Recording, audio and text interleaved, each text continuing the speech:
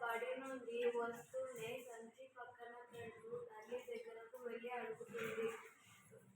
రోజా తల్లి అమ్మ, బయట చెప్పుతుంది కదా, రాయినప్పుడు ఎవరు బాధ పెడతారమ్మా? ఇంకెవరు? పక్కన ఫంక్షన్ హాల్ వాళ్ళు.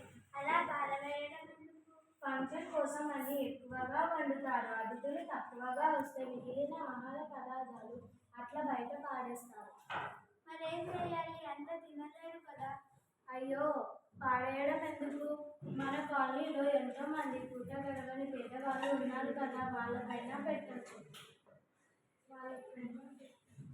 అన్నం కోసం రోజు బిచ్చగాళ్ళు కూడా తిరుగుతారు, వాళ్ళపైన పెట్టచ్చు. అనవసరంగా వృధా చేయరు. అమ్మ, వృధా అంటే ఏంటి?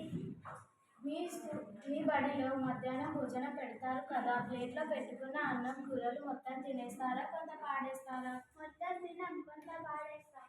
చూసావా, అవసరానికి మించి ఖర్చు చేస్తే ఎవరికి ఉపయోగపడకుండా వృధా చేయడాన్ని వృధా అంటారు. అమ్మ, అది నిజంగానే విలువైనదా? చాలా విలువైనది. దాని వెనుక ఉన్న రైతుల కష్టానికి విలువ కట్టలేము రోజా. అలాగా, ఈ వృధాన్ని నివారించేది ఎట్లా అమ్మా? నేనేమైనా చేయగలనా? చేయవచ్చు. మీ స్కూల్లో మీ స్నేహితులందరికీ వృధా గురించి చెప్పి అవసరమైనంతనే పెట్టించుకునేలా ప్రయత్నించవచ్చు. బాగా చెప్పావమ్మా. రేపటి నుండి నేను ఈ విషయాన్ని మా బడిలో చెప్పి అందరినీ మార్చు